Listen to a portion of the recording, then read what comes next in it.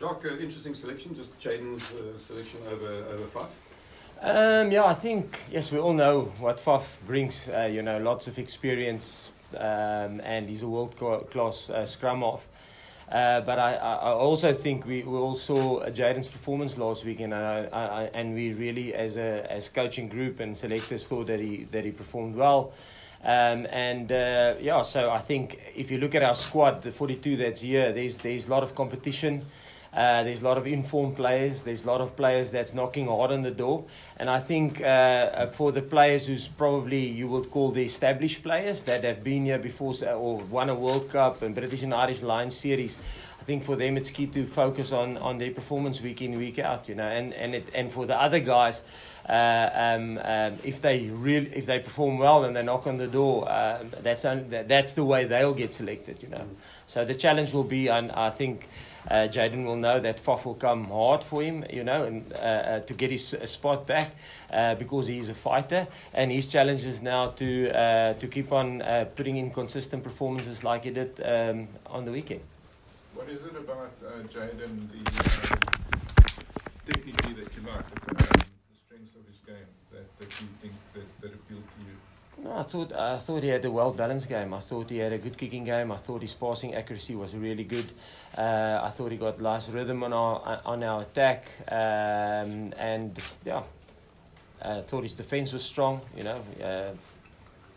Hopefully, all aspects of his game was really good. Jacques, how important is that accuracy going to be? Obviously, that's a big part of your game plan, the high ball and so on, the kicking game.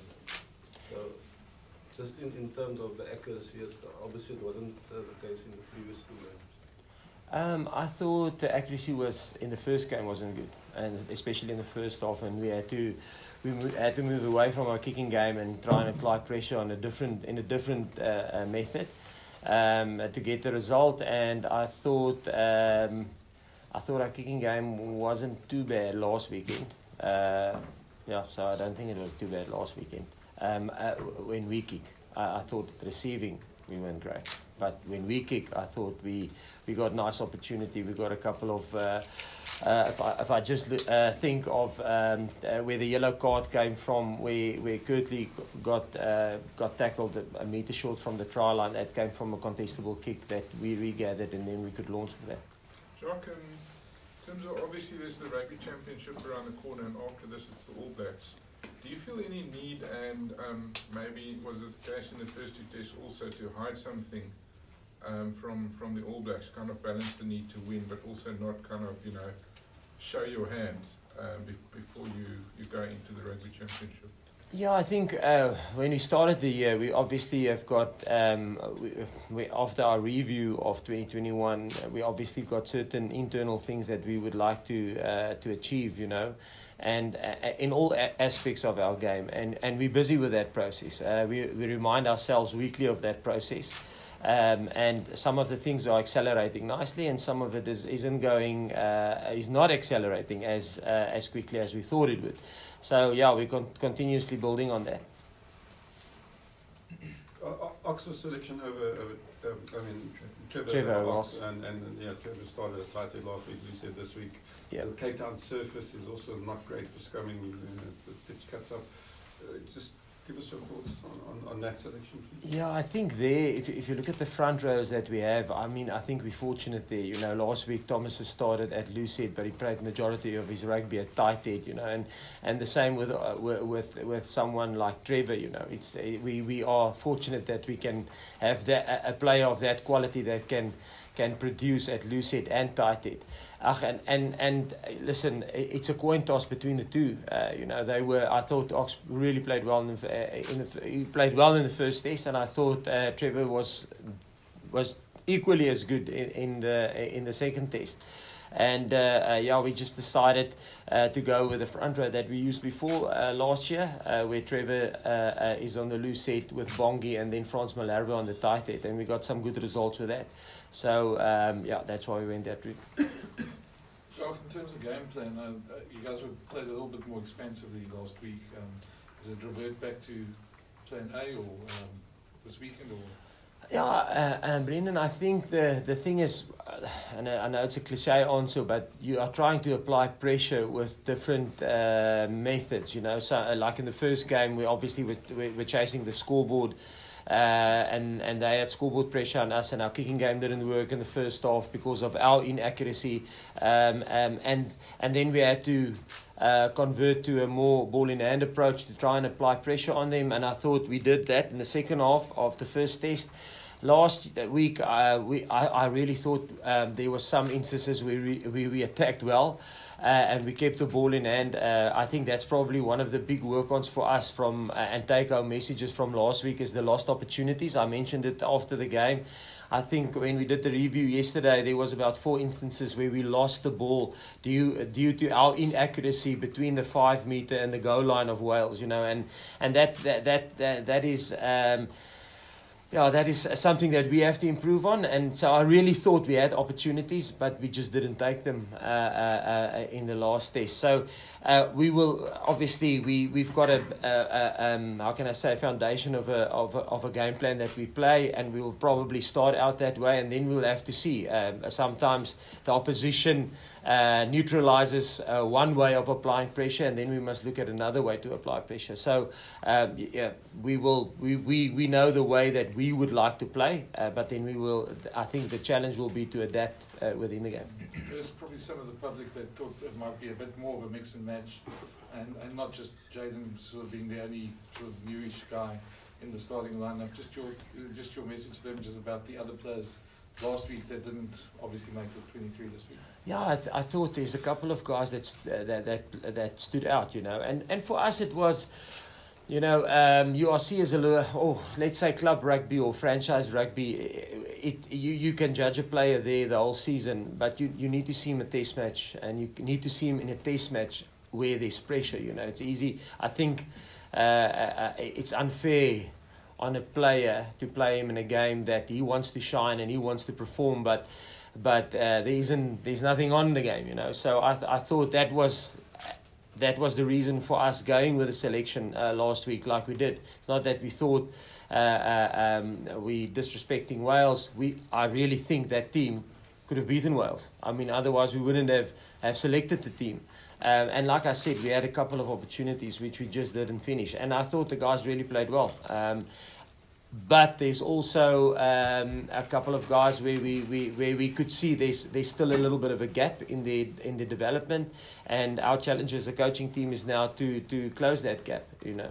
Yeah. Jacques, do you think that the global rugby this month so far, is it showing that things will be tighter than ever at the World Cup? Are the teams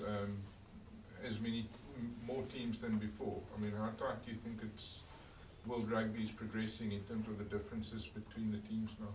Yeah, I think if you look at just what happened on the weekend, you know, you can be number 1 in the world, and then within a blink of an eye, you're back to number 3 in the world, you know. And I think that's the nice thing of where we are currently. I think in rugby, I think in the top 10 teams or top 10 ranking teams in the world, I think any team can beat anybody on any given day.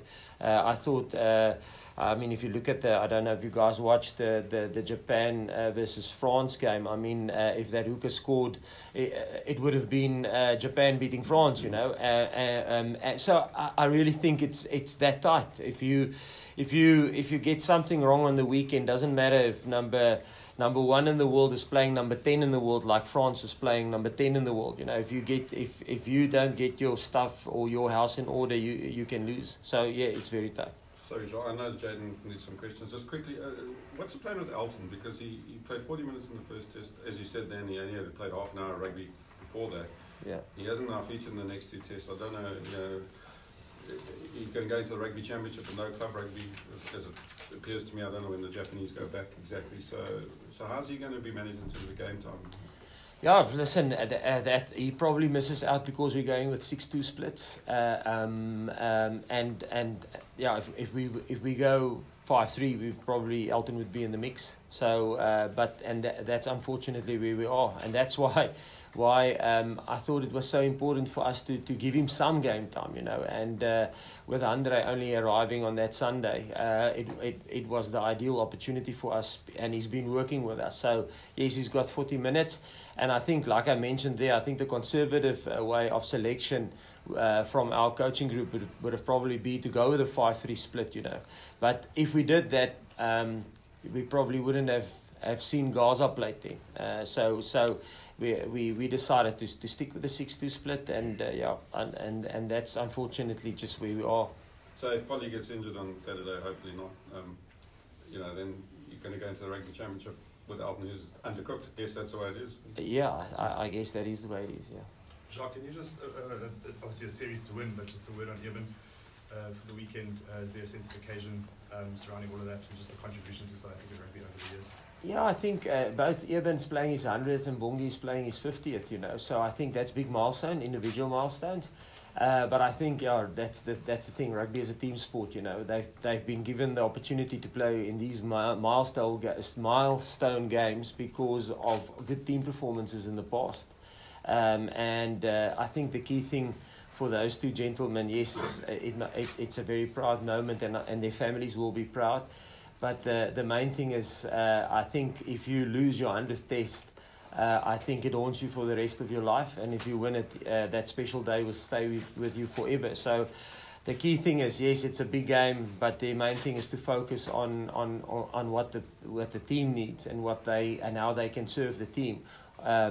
Because it is at the end of the team sport. And both those gentlemen has been warriors for South Africa. Jacques, you've coached Eben since he was at the Storms in 2012. What's been the biggest growth over the past 10 years, physically and mentally?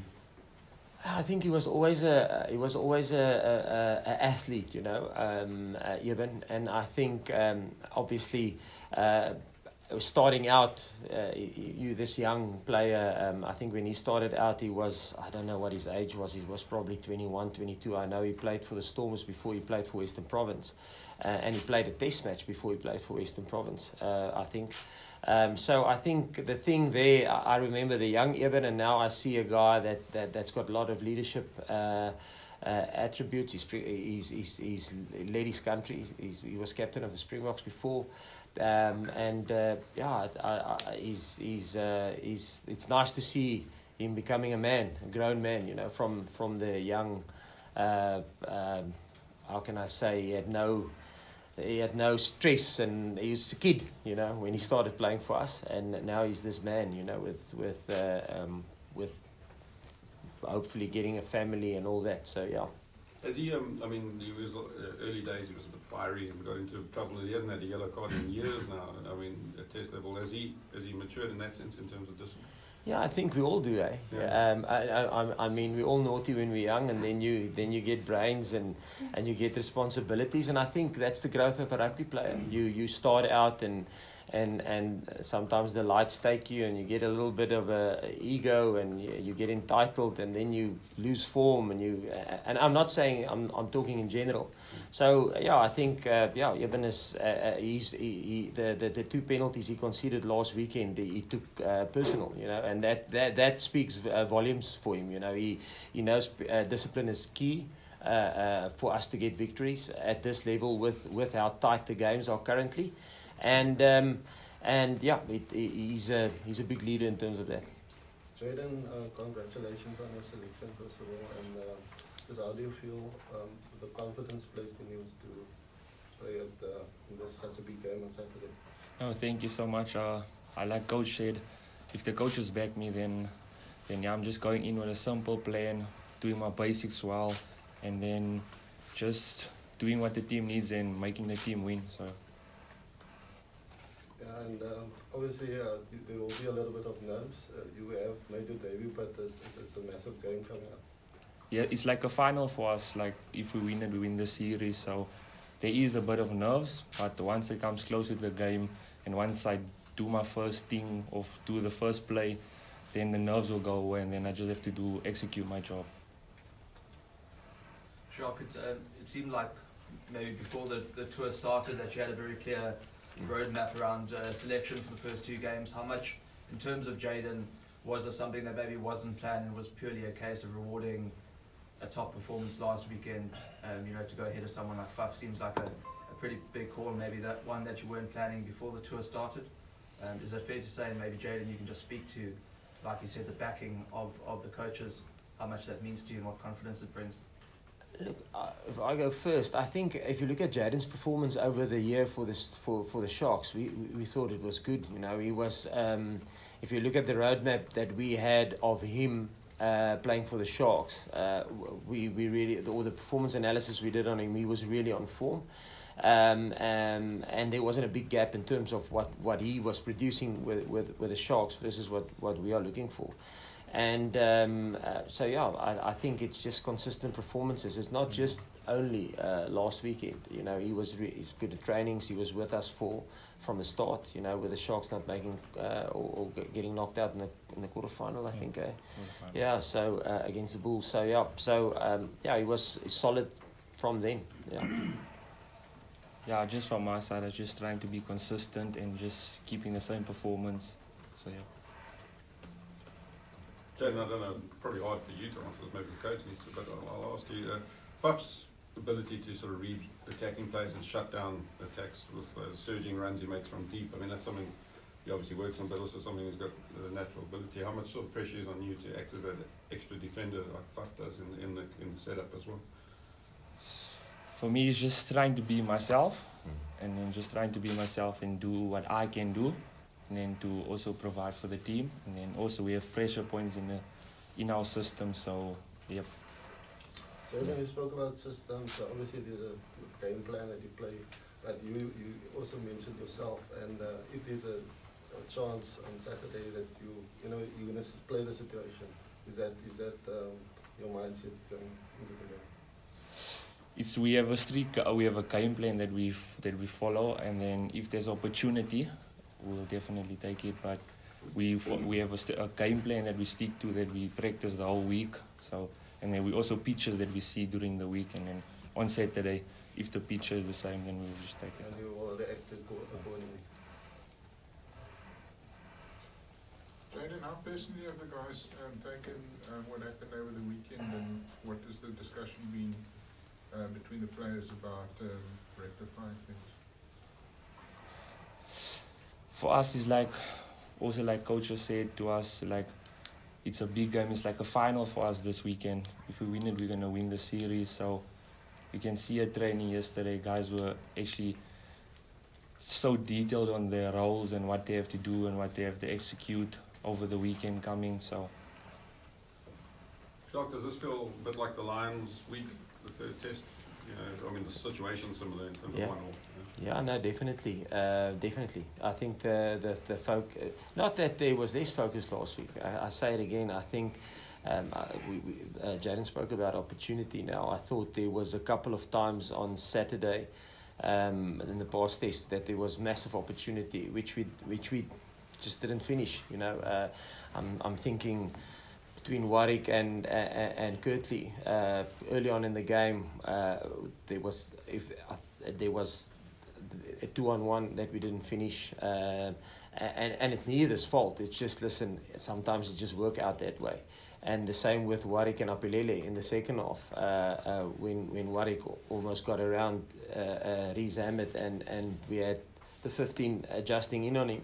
So it was again a 2-on-1 which we didn't finish, and like I said, that was 5 meters from the try line. So like you mentioned now, there's a specific game plan that we lay down as a foundation, but within that game plan you must bring your own your individuality to the table. Otherwise we could have selected a bunch of robots, so each of the players that we selected have got a specific skill set, and almost a circus act that he has to bring to the party. Otherwise we could have selected someone else. But yeah, same on your question in terms of how big this game is for us. Exactly the same as the British and Irish Lions, the final game. Yeah, because I suppose that series was against a whole bunch of other issues in COVID. I mean, it would be a bit of a disaster to lose this series in terms of So is it, what I'm saying is, for once, is it not about process, it's about purely a result? Look, it's always about results. So even losing last weekend was a disaster for us. like I said, we selected that team because we believe that team can beat Wales. And for 78 minutes they did, and then, like I say, with this, I said it in the press conference afterwards, I thought discipline, we were probably comfortable 12-3 with how much, 15 minutes to go and 65 minutes on the clock, or there and thereabout, where we, but ill discipline then gave Wales the opportunity to get back in our half, and then gave them opportunity to get points on the board, which put us under pressure. So the team we selected, we felt could beat Wales. And so no, it was a disaster last weekend. It's not a disaster. We obviously selected 42 guys, and we had a plan, because we thought that these 42 guys will have the ability to beat Wales. And our plan was to beat them within the first 2 test matches, while maybe having the opportunity to give everybody a run. But yeah, it wasn't that we wanted to play guys in the second game and almost throw the test match because we don't think we can win the test match. No, yes, obviously we thought we can beat them. So in a roundabout way, though, it does give you, it's the closest you're going to get to a World Cup knockout game. So in that sense, it gives them that, the guys like Jaden and Hendrikse and probably haven't been in that situation, give them a chance to feel that kind of pressure. Yeah, I feel all 3 games were what we will face when we go to a World Cup. And not that, and again, we're not looking at the World Cup. World Cup is still far ahead. We can't look, you can't lift your head so high and look there in the distance, and then you fall over the stone right in front of you. So, but yeah, we need to get exposure to knockout rugby, and I thought the first game was knockout rugby because we had to come back. Then the second game was a knockout game. If we win that, the series was wrapped up, and then this last game is now the knockout game for us. So I think it's good for us to get exposure to knockout rugby. Jaden, the coach mentioned circus act. So what is your circus act? My circus, what do you think? What is my circus act? Just I think your unpredictability and the way you can read the game. Yeah, 100% for me is just going out and expressing myself, and then also seeing what pictures I get in front of me. Jacques, there's a real perception with the public and a frustration with the amount of box kicks, and the perception that we don't gather enough of them, that it seems we are one-dimensional in attack. And it's not just the Springboks, it's world rugby now at the moment. There's a lot of box kicks. Is it that we are not accurate enough, or is it one-dimensional? No, I think, like I said, you want to apply pressure in different ways. If there is 14 players in the front line and all of them are good defenders, and there's only one player at the back covering 70 meters, where's the space? The space is probably not in the front line. The space is probably at the back. Because you can isolate that guy, and I think, but look, perception will always be perception, and the fans have the right to feel like that. I mean, they are fans, and they must support and criticize, and be happy and be sad as much as they want, because that is their role in this within this whole rugby organism, if I can put it like that. Our job is to stay with reality. Our job is to look where there's opportunity. Our job is to look where rules of the game and where skill set takes you as a team, and then you'll have to play. Where's your strength as a team, and then then you try and play towards that. That's our job, and to try and coach the players to do it as best as possible. So yeah, no, it will be like that. But yes, there's a lot of kicking currently. Even if you look at all the games, if you look at top, I think in the Premiership final there was over 100 kicks. I think in the URC final there was, I think the one team kicked 46 times and the other one kicked 42 times or something. There was almost 90 kicks. So I think it's just where the game is currently, unfortunately for the spectator. Sorry, Jacques, I know you're sick of us by now, but my perception, I haven't seen the numbers, so maybe correct me if I'm wrong, but it feels like we've been sort of second best at the breakdown in the series. Is that fair or not? Because it feels like Tommy Raffles been getting a lot of penalties, and I don't know if that's just No. I think I'm not sure in the first game, but the second game definitely. I thought our breakdown wasn't good. It's something that we mentioned during the week, and yes, obviously, I think as a coaching group, we had some faults there because obviously the players wasn't tuned in enough. It's either that, or maybe the players who played struggled to handle him. But you know, we know him. I know him fairly well for coaching abroad and coming through the ranks and stuff like that. So yeah, we knew he's a big threat at the breakdown, and he would be a menace, and he will be a menace again this weekend if we don't make sure that we look after our ball. Jaden, Jacques obviously spoke earlier about the competition at fly half, and Faf will want to earn his place back, of course, but what have you learned from Faf and Herschel in this environment? What are the things that their experience can benefit you in terms of, obviously, your teammates, and I'm sure they've been imparting a fair bit of knowledge? Just like seeing different pitches and different situations, and also how to manage a game at the back end. So yeah, that's been a major learning thing for me, and also seeing it here, because test match level, when you get to test match level, it's more on the detail and executing the details. So Any Afrikaans questions, guys? Coach, asseblief net 'n opsomming van die span vir hierdie naweek asseblief. Natuurlik Jaden se posisie wat hy aankom. Paf in die algemeen, en dan net die fokuspunte vir hierdie naweek. Om seker te maak dat die series kan wen. Ja, eerste ding op Jaden, ja, ons almal weet Faf is 'n uitstekende en 'n wêreldklas speler. En maar ek dink Jaden het 'n baie goeie wedstryd gehad laas naweek.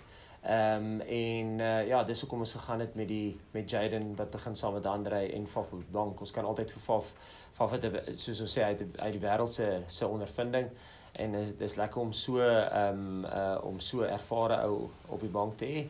En ek seker ja, soos ek vir Faf ken, hy's 'n fighter, en hy sal alles in sy vermoë gee om sy nommer 9 trui terug te kry.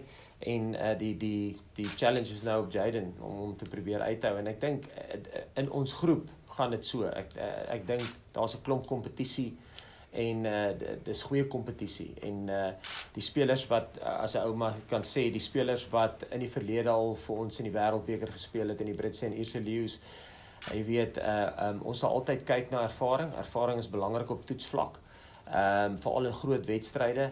Maar as kom ons noem hulle bietjie minder ervare spelers, goed speel week in week uit en goed oefen, dan is daar nie 'n rede hoekom hulle nie sal kies nie. En dan in terme van Trevor en Ox, ons is bevoorreg daar met Trevor wat loskop en vaskop vir ons kan speel, en dit is 'n voorry wat ons al voorheen gebruik het, wat baie goeie resultate vir ons gehad het in die verlede, en dis hoekom ons besluit het om met daai voorry te gaan. Maar soos ek sê, daar's 'n baie klein verskil tussen Ox en Trevor. En die ander, ja, die fokuspunte vir ons hierdie naweek is, ek dink, dis maar die cliché, jy sal altyd, jou voorspeler sal vir ons met 'n goeie platform daar lê. En dan ek dink ons, as jy kyk na die toets wat ons, die eerste toets, veral in die tweede helfte, het ons die met die kalm kop, soos 'n ou soos Willie wat opgekom het, het hy die geleenthede op aanval raak gesien, en hy het ons in die regte areas gekry, en hy het vir ons geleenthede geskep, wat toe daartoe gelei het dat ons 18 punte kon uitwis, die agterstand wat ons gehad het. Ek dink wat in ons assessment van die tweede toets, was daar 'n paar geleenthede, ons het 'n hele paar geleenthede gekweek, maar ons het hulle nie gebruik nie. So dit vir ons voorspelers sal die platform moet lê, en die agterspelers sal, as daar geleenthede vir ons is, sal hulle die sneller moet trek en daai geleenthede moet vat. Laastens het iets te kort aan Jaden en Bongie wat natuurlik nou perke gaan reek hier weer naweek. Ja, ek dink eers dis altyd individueel, is dit 'n groot geleentheid wanneer jy 100ste toets vir jou land speel of jou 50ste toets, soos wat Eben en Bongie speel. Eben sy 100ste en Bongie sy 50ste. Maar ek dink die ander belangrike punt daar is dat dit is nog steeds 'n spansport, alhoewel dit 'n baie trotse oomblik is vir die individu en 'n baie trotse oomblik is vir sy familie. Dis vorige spanne wat hom in daardie posisie gesit het. En ek dink die belangrike ding vir daai twee spelers is om te fokus op is op hulle wat hulle kan doen vir die span, jy weet, in die toets, want ek dink as jy so groot wedstryd speel, jou 50ste of jou 100ste wedstryd, as jy so 'n wedstryd wen, dan is daai oomblik saam met jou vir die res van jou lewe, maar ek dink as jy daai toets verloor, dan is dit so half 'n oomblik wat jou hond vir die res van jou lewe. So ek dink die fokus moet gaan in wat hulle vir die span kan doen en wat die span vir hulle kan doen, ja. So ek dink jy met Eben dat hy is deur die jare, omdat hy so aggressief is, besef mense nie eintlik hoe gedissiplineerd hy is nie. Want hy is 'n ou wat eintlik nie, ek weet nou verlede week miskien 'n strafskop of 2 gekry, maar deur die jare sê mense hy's 'n geel kaart gevaar of so, en wanneer dit nie eintlik die geval is nie. En dink jy Eben, dink jy dis 'n aspek van Eben se spel deur die jare miskien wat mense miskyk, is die dissipline in sy spel? Ja, ek dink waar mense partykeer dissipline verwar met om dinge persoonlik te maak. Ek dink Eben is 'n competitive ou, jy weet, hy kompeteer en jy speel nie 100 toetse vir jou land as dit nie een van die groot karaktereienskappe in jou is om kompeterend te wees nie. So Eben maak dit nog altyd sy hele lewe lank kompeterend en persoonlik. Jy weet, en dit kan partykeer voorkom dan asof hy amper hoe kan ek sê nie dissipline het nie, maar as mens gaan kyk na sy rekord, hy het eintlik 'n baie goeie rekord in terme van dit. Hy maak dinge persoonlik sonder om sy kop te verloor, en ek dink dis die belangrike balans wat Eben gekry het hoe ouer hy geraak het en hoe meer ervare hy geraak het. Net laastens van my kant af, beskryf nou vir Damian Willemse as jou senior deel agter, of is daar nie eintlik so iets nie? Yes, ek dink weer eens, ek dink Damian vir ons het dit al verskeie kere gesê, ons probeer hom skoei in die rol van 'n Frans Steyn waar hy vir ons kan 'n 10, 'n 12 of 'n 15 kan cover. En dis 'n proses, jy weet, en ons probeer hom blootstelling gee soveel soos wat ons kan in daardie posisies. Ons het nou nog nie op 12 nie, maar ons het nou al op 10, 40 minute en ons het ook op 15 'n bietjie al. Maar dan het jy altyd 'n Willie, jy weet. Ek dink Willie is uitstekend vir ons gewees toe hy opgekom het toe ons in Pretoria gespeel het. En weer eens, dit wys maar net, jy weet, Willie kry baie kritiek by baie mense, maar ek dink as 'n ou in diep na sy wedstryde gaan kyk, sal jy sien hoeveel keer is Willie die ou wat die laaste paas gee vir iemand om 'n 3 te gaan druk, jy weet, dit is merkwaardig. Ek beloof jy, as jy ek weet nie hoeveel 3 ons al gedruk het van 2018 af nie, maar doen jouself 'n guns en gaan kyk, hoeveel keer is hy die ou wat daai paas maak, en dis wat Willie uniek maak, jy weet, hy sien spasie anderste as ander spelers, en ons proses is nou om Damian Willemse daardie selfe denkproses te leer, jy weet, en ja, dit is, ek dink waar die span tans is, selfs met Jaden en Faf, jy weet, al die ervaring wat Faf opgebou het in sy toetse, is hy besig om weer te deel aan Jaden en dieselfde met Kobus, jy weet, hulle voer baie in die jonger spelers in. Ja, ek weet nie of jy met my saamstem, maar die wedstryd tussen Suid-Afrika en Wales is altyd baie tyd, en die wedstrydplan, vir my, as ek het kyk, Wales speel min of meer dieselfde soos Suid-Afrika. Stem jy saam met dit, en is dit die rede hoekom dit altyd so tyd is, en is daar miskien 'n manier hoe die wet dan kan verander word om vir hulle beter te of uit te olie dan? Ja, ek dink Wales speel baie dieselfde as ons, maar en ek dink as 'n ou gaan kyk na die toets wat ons die naweek gespeel het, daar was geleenthede. Ons het baie geleenthede geskep, maar ons het dit nie gefinish nie. En baie keer is 'n game net so. Jy's 4 keer 5 meter van die doellyn af, en dan is daar 'n aangee fout, of daar is 'n vangfout en 'n ou slaan die bal aan. Jy weet, dis nie iets wat spelers doen gewoonlik nie, dis uit karakter uit, en miskien is dit maar net, partykeer gebeur dit maar net, ek seker, geen speler gaan in 'n wedstryd in om foute te maak nie, jy weet, veral nie daar nie, daarso is jy's op die lyn, en ja, so ek vir die naweek hoop ek ons voorspelers, en ek glo hulle sal vir ons 'n goeie platform lê, en dan is daar geleenthede is vir die agterspelers, dat hulle daai geleenthede sal vat, en hulle moet die vryheid hê om dit te vat. Jy weet, ons is nog nooit 'n span wat enigsins negatief is oor foute nie. Nie as dit jy gaan altyd foute maak. En ons is nie nonchalant oor foute nie. Indien daar foute is in 'n speler se mondering, dan sal ons altyd hard werk om daai fundamentele vaardighede te verbeter. En ons werk hard daaraan. En maar ja, ons is nie, spelers moet nooit die druk voel dat hulle bang is om 'n fout te maak nie. En ek dink nie ons rig in so 'n manier af nie, nee. Happiness, guys? Dankie. Cool beans. Thank you so much, Ek eh? het net dan gepraat in Engels, ek het gepraat oor die gap tussen noordelike halfrond en suidelike halfrond, dat hy kleiner word en die ranglyn posisies vinnig kan skommel. As jy net vir my dit in Afrikaans kan moduleer herhaal asseblief. Ja, ek dink as jy kyk na die top 10 spanne in die wêreld tans, ek dink daar's 'n baie klein verskil.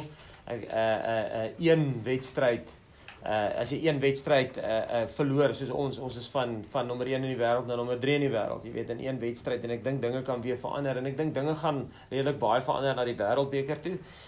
Ja, en ek dink ja, die gaping tussen die noordelike en die suidelike halfrond is baie nouer. Ek moet sê, toe ons in Munster was, het 'n ou dit sien kom, jy weet, die noordelike halfrond spandeer baie om suidelike halfrond afrigters in te kry, spelers in te kry. So ja, daar's 'n baie groot dryf van hulle kant af, en ja, die gaping raak al die kleiner.